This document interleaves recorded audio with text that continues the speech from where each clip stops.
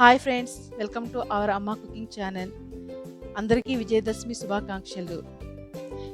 ఈరోజు మేము దసరా ఎలా సెలబ్రేట్ చేసుకున్నామో చిన్న వ్లాగ్లో పెడుతున్నాము, చూడండి. ఇక్కడ మా పాపకి సవరంతో జడ వేశాను. ఫెస్టివల్కి ఇలా బాగా పిల్లలకి లాంగ్ హెయిర్ కింద వేసుకోవడం చాలా బాగుంటుంది సవరం. హ్యాపీ దసరా శుభాకాంక్షలు. సవరం ఎలా చేశానన్నది మన ఛానల్లో ఆ వీడియో ఉంటుంది, చూడండి. డిస్క్రిప్షన్లో కూడా సవరం వీడియో లింక్ నేను డిస్క్రిప్షన్లో కూడా పెడతాను, చూడండి. ఫెస్టివల్స్కి పిల్లలకి వేయడానికి, లాంగ్ హెయిర్ కింద వేయడానికి చాలా బాగుంటుంది, ట్రెడిషనల్గా ఉంటుంది. పిల్లలు కూడా చాలా ఇష్టపడతారు. దసరా మేము ఎలా చేసుకున్నామన్నది చిన్న వీడియో పెడుతున్నాను, చూడండి. చాలా సింపుల్గా చేసుకున్నాము దసరాని. ఇలా నేను దేవుడి ముందే ముక్కు పెడతాను. చాక్ పీస్తో అయినా, నార్మల్గా బియ్యం పిండితో కూడా ముక్కు వేస్తూ ఉంటాను. ప్రసాదం నేను ఇక్కడ పరవన్నం చేశాను, పులిహోర కూడా తయారు చేశాను. అవి ఎలా చేశానో చూడండి ఒకసారి. జస్ట్ అలా లైట్ కలర్ చూపిస్తానంతే. ఇక్కడ సగ్గుబియ్యంతో నేను చేశాను. కొన్ని బియ్యం, కొంచెం సగ్గుబియ్యం వేసా. అవి ఉడికిపోయినాయి. ఇప్పుడు బెల్లం వేసేసాను. స్టవ్ ఆఫ్ చేసేసి బెల్లం వేసి ఒకసారి కలిపేస్తున్నాను. మనకు ముందు కొంచెం లూజ్గా ఉంటుంది, చల్లారిన తర్వాత కొంచెం దగ్గరగా అవుతుంది. చాలా టేస్టీగా ఉంటుంది, చూడండి. కొంచెం చల్లారిన తర్వాత మనకి ఇలా ఉంటుంది. మిరియాలు ఒక 4 యాలకులు కచ్చాపచ్చాగా మిక్సీ చేసి ఆ పౌడర్ వేసేస్తున్నాను. పరవనంలో మిరియాల పౌడర్ వేసుకుంటే చాలా టేస్ట్ బాగుంటుంది. పౌడర్ కన్నా కూడా మీరు కొంచెం రఫ్గా చేసుకుని వేసుకోవాలి. మిరియాలు, యాలకులు వేసుకోకపోయినా కూడా మిరియాలు వేసుకుంటే టేస్ట్ చాలా బాగుంటుంది. పరవన్నం జున్ను తినే టేస్ట్ వస్తుంది, జున్నులా ఉంటుంది అనమాట. ఇక్కడ నేను పులిహోరకి పులుసు ఉడకబెడుతున్నాను. అల్లం, పచ్చిమిరపకాయలు, పసుపు, కొంచెం బెల్లం, ఉప్పు వేసి ఉడికిస్తున్నాను ఈ పులుసుని.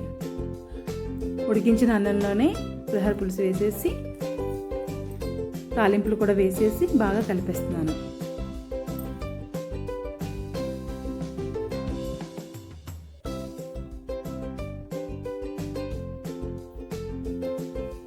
మొత్తం మనం రైస్ అంతా కూడా పులుసులో బాగా కలిసిపోవాలి, కలిసేటట్టుగా బాగా కలిపేయాలి.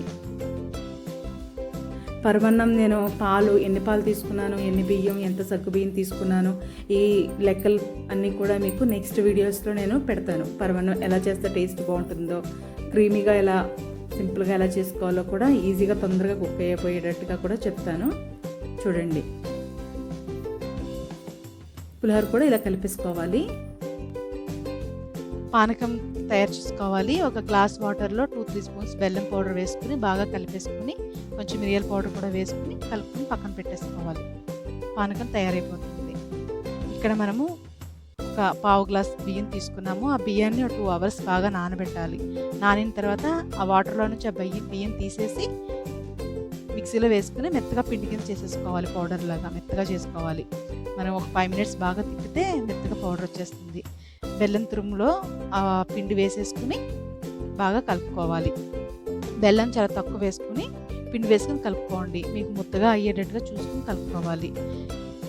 ఇంకా మనకి ముద్దగా అవ్వట్లేదంటే కొంచెం బెల్లం తురుము వేసుకోవాలి. ఒకేసారి ఎక్కువ బెల్లం తురుము వేసేసుకుని ముద్దగా చేసుకుంటే ఒక్కోసారి పలుచగా అయిపోయి జారిపోతుంది అనమాట.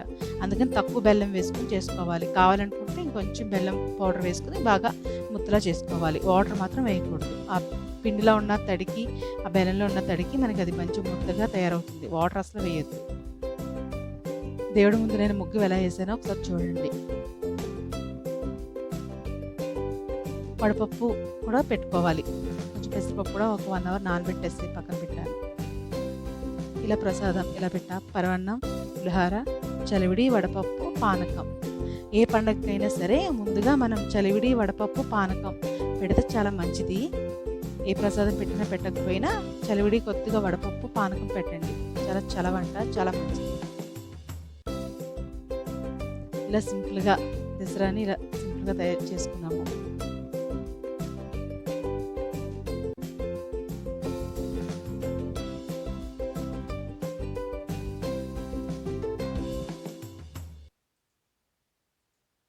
కొత్తగా చూసిన వాళ్ళైతే సబ్స్క్రైబ్ చేసుకోండి మా ఛానల్ని.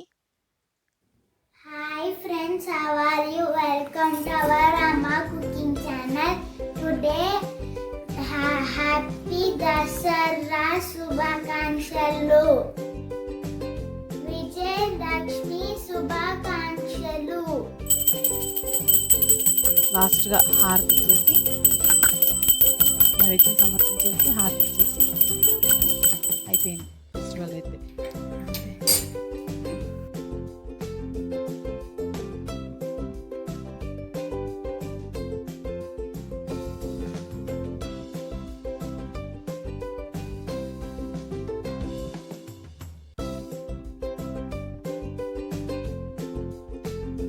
సబ్స్క్రైబ్ చేయండి, లైక్ చేయండి, షేర్ చేయండి, కామెంట్ చేయండి. Thank you.